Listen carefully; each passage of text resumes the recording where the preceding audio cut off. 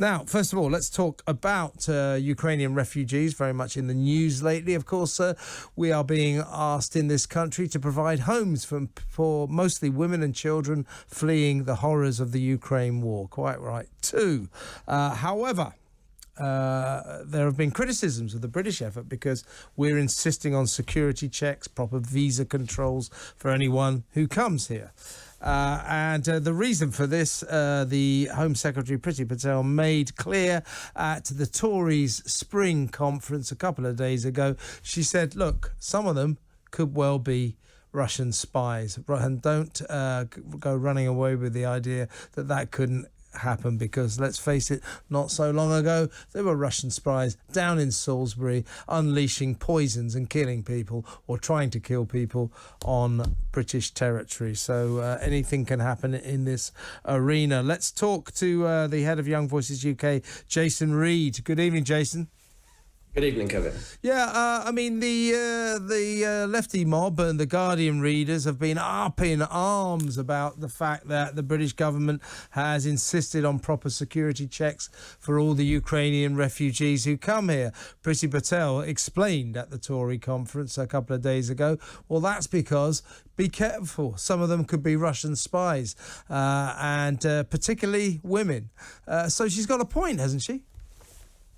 I think she has, and we should be clear that this is not really a debate about whether or not we should be generous and sympathetic to Ukrainian refugees. Of course we should be generous and sympathetic, and in fact Priti Patel was very clear in her speech that this is not a question of turning away people who have had their homes destroyed and for whatever reason they've got a link to Britain or they want to come to Britain. This is just a case of very basic common sense national security. And there's a danger that in these calls to be generous to refugees, which are very much justified, that we're going to be blinded to the very real security threat that the Russian state poses. We know that this is the way the Russian state operates. We've seen in the past with the Salisbury example and with others as well, with the way that the Russian state does not Putin doesn't mind acting in this way on British soil, and he's already done a huge amount of awful things that we never thought he would stoop to. So it's not at all impossible that he would try to sneak one of his state agents in the cabal of Ukrainian refugees. And it's just common sense for us to do some very basic, low-level security checks to make sure that doesn't happen before we welcome those refugees to Britain. I read a book recently, The True Story of a Russian spy operating in this country. And when the authorities got word that there could be a spy operating in the Oxfordshire area, they descended on the house in question, knocked on the door. A woman answered the door with a sort of apron on, full of cooking stains. And the British agents said, "Is your husband in?" And she said, "No, he's out for now. He's coming back in a couple of hours." So they left. And of course, she was the spy. So Priti Patel pointed out that it would be naive to think that only men can be a threat. And of course, all these refugees, or nearly all of them that are coming from Ukraine, are women and children. So what Priti is saying is look out for some of the women. I think there's actually a lot of misogyny that goes on in people who otherwise would call themselves woke and progressive in this particular issue, because for exactly that reason, you see lots of female refugees coming and they say, oh, well, they can't possibly be spies because they're all women. Are we saying women can't be spies? Of course they can. I'm sure there are plenty of female spies working for the Kremlin. I also think this is a case of virtue signaling on the part of our European neighbours. Lots of European countries have been very vocal about how many Ukrainian refugees they're taking. And of course, I think that's a fantastic thing for them to do. But then it comes coupled with that virtue signaling where they're telling us off for not being quick enough or not being enthusiastic enough in accepting Ukrainian refugees. And so the fact that we dare to have basic security checks must mean that we don't care as much as they do about the plight of people who have had their homes destroyed in Ukraine, which of course is not the case at all. And we don't want to give in to this European virtue signaling of just showing everyone how brilliant we are. We are accepting Ukrainian refugees in order to help them, not in order to make ourselves look good. I've got family in France, and they're British. They've taken in Ukrainian refugees, and they know many of their friends have done the same thing. And basically, these refugees, they just turned up in France. They came straight from Ukraine, and then went straight into the houses. And everyone was applauding about how quick it all was. Now, I just think this is a case. I mean, I'm not in any way decrying their generous spirit, and I'm not decrying the impulse to try to give shelter and refuge to poor women and children fleeing the horrors of war in Ukraine. I'm all for that, but I do think in this modern day caution is called for. And what are we talking about here in Germany, in France, in Holland, all these EU countries? It's the stupid old naive EU again, isn't it? Not quite abreast of what the modern international scene is like. It's a dangerous place. You don't just throw open your doors to anyone who knocks on it.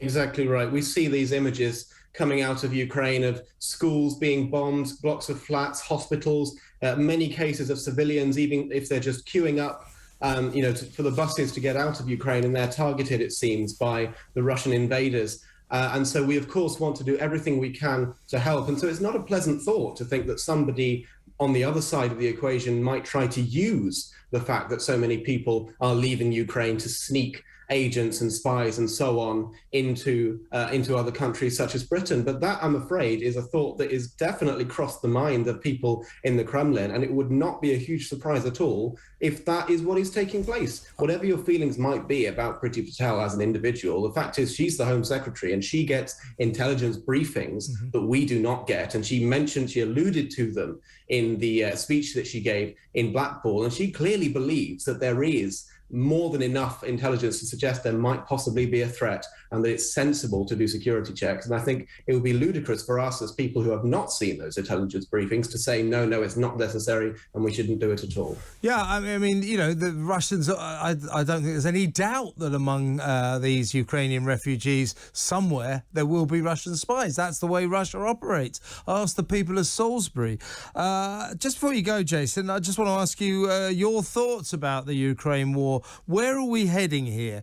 Because the Russians have unleashed already some terrible weapons, these thermobaric vacuum bombs, also the hypersonic missiles. They're upping the ante with the weaponry, and American intelligence suggests that Putin's next stop is chemical and biological weapons. And Joe Biden says if you do that, there will be severe consequences. I think my main question to you is, where do you think all this is heading? I mean, will it just always be just a standoff of us going, right, more financial sanctions, or do you think we are being inexorably drawn into this? Well, President Zelensky, in his statement to the Italian parliament earlier today, was very optimistic about Ukraine. He said Ukraine is on the brink of surviving the war. I think obviously a lot of that is to stoke up the morale of his people, but there's a grain of truth in that Russia is having to draw troops from elsewhere in the east in order to sustain its war. And so I think we just have to hold on long enough, keep providing aid, keep providing all the help we possibly can to Ukraine until it comes to a point where a peace can be negotiated, and a peace that is acceptable to the Ukrainian government that doesn't mean giving up huge amounts of sovereignty. I think there's a lot of people who say, Ukraine isn't in NATO, we shouldn't be risking World War III over it, we shouldn't be spilling too much blood over it. I don't agree with that at all. I think we have to stand up for the very basic values of democracy and liberalism and sovereignty, and that means not allowing Ukraine to fall. The West cannot let that happen. Of course, we never get involved with any nations that, in terms of invading or military operations, unless they're in NATO,